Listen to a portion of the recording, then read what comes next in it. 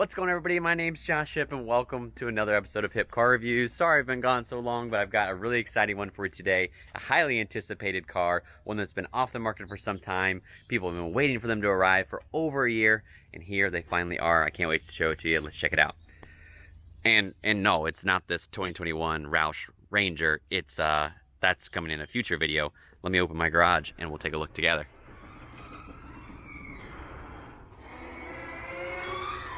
This is a 2021 Ford Bronco. This is what we're reviewing today. You can see it takes up the whole garage. This one is huge. Not only is it a big vehicle naturally, but this one has a little bit extras that we're going to talk about today. So let's hop in and have a good time. And for note, I actually have a Bronco on order, so this is a dealer demo. I'll get to those details here in a minute.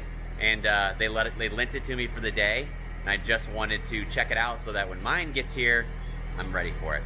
Let's go. One thing I'll notice about this vehicle, this is the 2.3 liter. It produces 300 horsepower and 325 foot-pounds of torque. I ordered the 2.7, which produces slightly more, 330 horsepower, over 400 pounds of torque.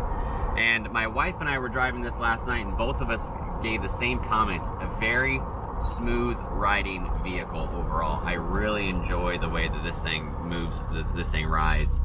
It does drive very smoothly. The steering is very responsive. It does have all the GOAT modes where you can change from eco mode to sport mode to all the other different functionalities for off-road treks. But this thing just has a lot of pep in the 2.3, and that 2.3 engine is becoming very popular on a lot of product lines from Ford Motor Company. The Focus RS, the Ranger, it's even making its way into a lot of the SUV lines, and I believe that we're going to see that more abundant as we go on. But I just want to comment that for a guy who's just taking this, a man or woman, family, whoever's owning this vehicle, this is a very comfortable, accommodating vehicle to sit in. The seats are exceptionally comfortable. They have nice bolsters on them to keep you seated really well. And we're going to do a full walkthrough of the interior here shortly, but I'm really enjoying it thus far. One thing I've really noticed, I really like actually, is this, even in this 2.3, which is a single turbo, twin scroll, it has a nice delivery of boost. I'm really excited for the 2.7 with a twin turbo. I've had that engine in an F-150 before and really enjoyed it. It's a very peppy vehicle.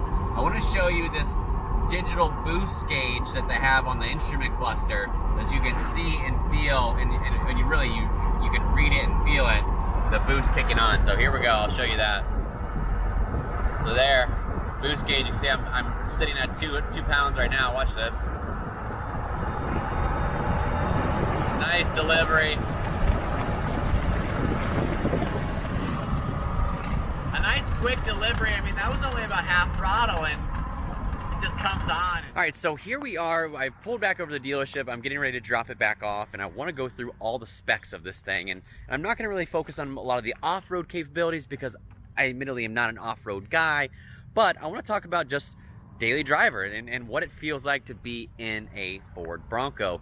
This is a massive redesign, obviously, over the previous one that many of you probably remember and probably fell in love with Bronco to begin with. This one is going to be very nice. It's so much fun to drive. It's really comfortable. It's a lot of fun, and we're going to talk about it here. So this is, as I mentioned before, a 2021 Ford Bronco. This is the 4-door chassis. This is an Outer Banks trim. There's 7 different trims of Bronco, guys. There's so many different ways to be a Bronco owner, all the way from what they call the base to all the way up to what they call the first edition, which obviously has a limited production quantity and some pretty cool, unique colors and features.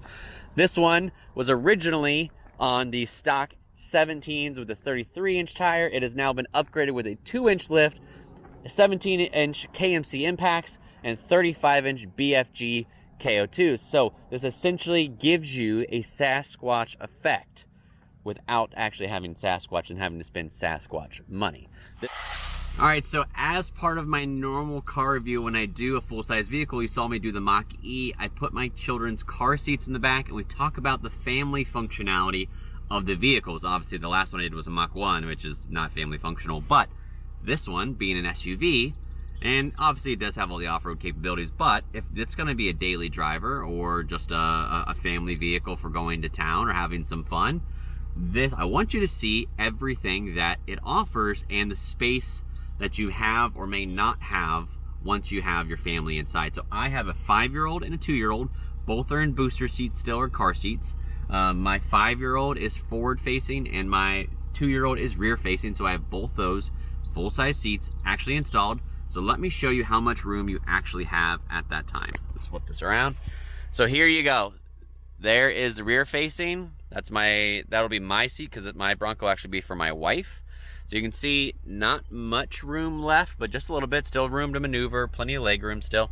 And then my girl's car seat, the big one, and you can see here, plenty of room for her legs. Now, my big question is this middle. And I apologize for my 5-year-old's car seat being a disaster. There is not any room for another kid. And that, to me, is a problem. You know, that's a big deal, not having a room for another one, because that means you're limited. That means that you have only the space given for really 2 people comfortably, and that's it. So, I'll give you another view here. So 5-year-old, plenty of room.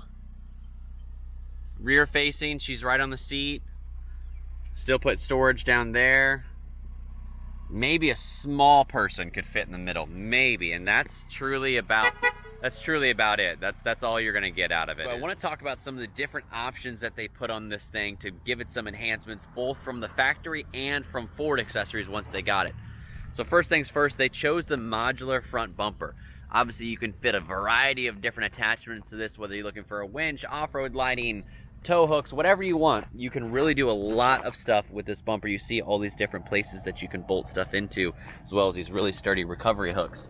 Coming onto the inside, first thing they did here, put the console vault in there. I don't know if you could put a concealed carry in there. I'm not sure. It's a little small, a little rot, but then you just maybe your wallet. That's probably about it. Wallet, passport, stuff like that.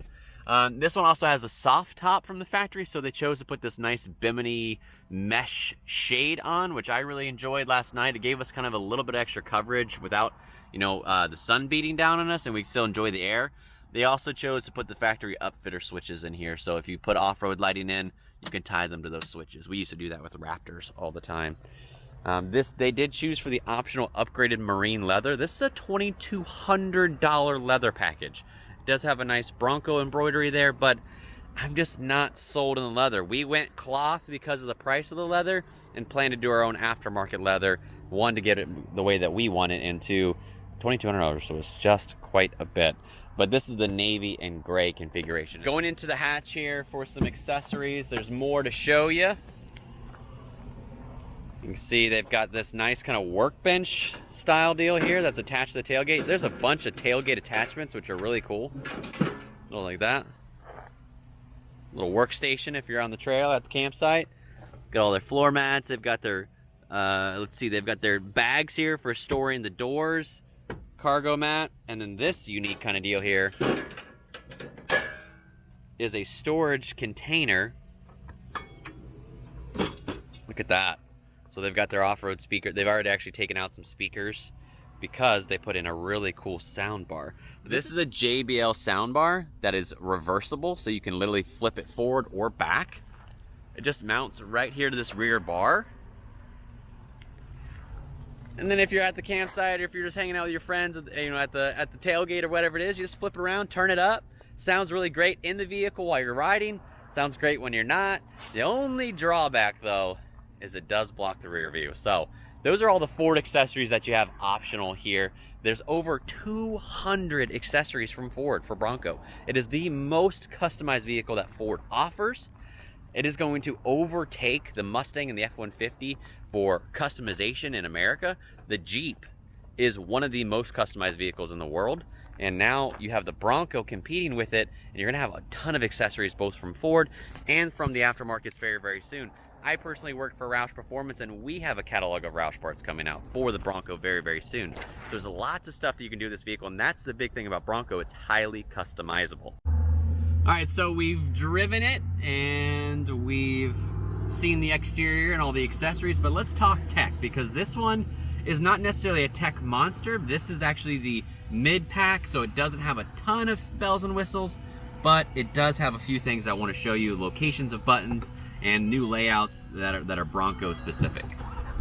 All right, so first things first, let's talk about our instrument cluster. So pretty actually different instrument cluster. Normally you have 2 analog gauges and the speedometer is usually over here. And no, you don't have it this time. So speedometer's on your left and your RPM gauge is here in the middle. So let's clear this message. So there's our RPM gauge. We have a digital speedometer there. You see our fuel, and then you have some data readouts there. I want to say we can adjust these. Look at that. Okay, so we can go to just turbo boost, oil temp, trans temp, battery, and then we have the off-road menu, and then pitch and roll, so we can see all of our degrees of shift there. So pretty cool, a lot of tech there. And then of course tire pressure essentials. Steering wheel, very basic. All your cruise control, lane guidance, volume, your Siri controls, everything there. I want to note that this one does have the wireless Apple CarPlay, which is, though it is spotty at times, is a beautiful feature because you don't have to use this annoying cable anymore. So going into our tech, it does have obviously our latest sync screen. Everything there, nice easy tiles. We can go into our CarPlay. Again, even easier tiles. Go back to Ford. You do have some app functionality. And this one, when you get nav, if you can actually buy a trail package for your nav, that will actually give you trail guidance for some of the most exciting and fun trails. And I think you even have the ability to plot your own new trail on it. You have your traction control button, your hazard lights here, as well as the ability to do your drop axle. And then, like I mentioned before, you do have your auxiliary switches up here. Coming down into our, this is pretty straightforward. Audio controls, climate controls. This one does have the heated seats. And this button right here seems very interesting to me. Normally, heated mirrors are just part of the defrost. This one has its own button. And even to that own fact, you notice that the doors are off and we still have mirrors on the car? That's unique to the Bronco. Wrangler, when you take the doors off, you lose your mirrors. You don't in Bronco. We do have our different drive modes here. Obviously, we're in 2-wheel high, 4-wheel low, 4-wheel high, and then we have our GOAT modes. Now, when you shift this dial, this GOAT dial, then you get this nice shift here. You get this nice display, eco mode, sport mode for increased acceleration, slippery. We have mud and rut, and we have sand. So you have six different drive modes there, and those adjust on your GOAT mode. Buttons here, obviously for your windows and your window lock, and then your mirror control. So not an overabundance of tech on the inside. You do have 2 different screens that you can get. If you go all the way up to the high and the luxe packages, you have the optional for the larger 10-inch touch screen. This one has the 8-inch screen, and then you can get a wireless phone charger. You can get, this one does have the blind spot monitoring. So you do have other options there that you can get, and there's a lot of different stuff in here that you can build if you are a tech. If tech is important to you, but really, it just comes down to the function of the vehicle. If it's going to be a family car, maybe the tech is important. If you're going to plan to travel in it, which I don't know if this is a travel vehicle. I'm sure it'll travel no different than any other SUV. You could do that. Obviously, maybe those things are important to you. But if this is going to be a trail vehicle for you, the tech may not be important at all. So, very simple vehicle on the inside. It's comfortable. I love the seats. They're very, very accommodating. I'm about 5'11", about 170 pounds, and so I'm average size, I would imagine. And I fit in here very well, very comfortably, and I really, really like this vehicle. Overall, my thoughts on the vehicle are: it drives well, it's appropriately powered. I'm really excited to feel what the 2.7 is like. Tech is modest, but can be full on, which the one that we ordered has like the 360-degree cameras and all the other stuff. That's when it gets really, really cool on the tech side. 2-seater for a family. I wouldn't recommend trying to put a third person in there. Adequate cargo space if you don't choose the cargo area accessories, which we're not. Hard top is what I picked, but if you get any top, whichever one, get the Bimini top, get the mesh top. It's really, really nice. You can actually check this specific unit out on LebanonFord.com, or if you're in the Ohio area, the Cincinnati area, you can check it out. This is actually going to be here for about 4 more months at Lebanon before it's officially available to be sold, but they are taking deposits. If you're interested in maybe owning it now, you can take a deposit on it and hold it for you if you want to avoid the wait time of trying to get a reservation. And I think that's how we're going to wrap up today, guys. So if you want a Bronco, you want more information on Bronco, feel free to shoot me a DM. Put your questions in the comments. I could always do a Q&A video on Bronco. I didn't get super in depth on far of the trail capabilities because I'm not a trail guy and I don't want to speak unintelligently about those things. But if you're interested in Bronco, contact your local dealer. Maybe they have a demonstrator unit you can go see and drive. Maybe you can obviously place a deposit on that demonstrator unit. There are 1 to 2 mannequins for every dealership in the country that's accepting the Bronco program. And there's a lot of cool stuff to check out on Bronco specifically. Now, if you don't want to go the dealer mannequin route or dealer demo route, and you don't have a reservation in, it's going to be a sizable wait for you. We placed our reservation in August of 2020. We placed our order in January of this year, and our build is not even selected and to be built until the last day of August, which means we won't see it until September at best. So it's been a long wait. Reservations are pretty much sold out for I think the first 2, maybe even 2.5 model years. So really it's going to be very difficult to find a Bronco on a lot, especially with how much excitement is around these vehicles. So go to Ford.com, learn about Bronco, 7 different trims, 4-door, 2-door, 2.3, 2.7. There is a manual transmission option. There's a Sasquatch package. There's so much cool stuff around Bronco. Go check it out for yourself. If you want to see this unit, visit my friends at LebanonFordPerformance.com. They lent me the unit, and they're always great people over there, so give them a shout if you want more information on Bronco. And we'll see you in the next one. Put in the comments what you guys want to see next. I've done 3 Ford vehicles now. I have a Roush Ranger that I need to do, and I want to do something exciting. You guys pick the vehicle. I'll make the call. I'll find a chassis, and we'll do it. Thanks for tuning in. My name's Josh Hip. This is Get Hip Car Reviews.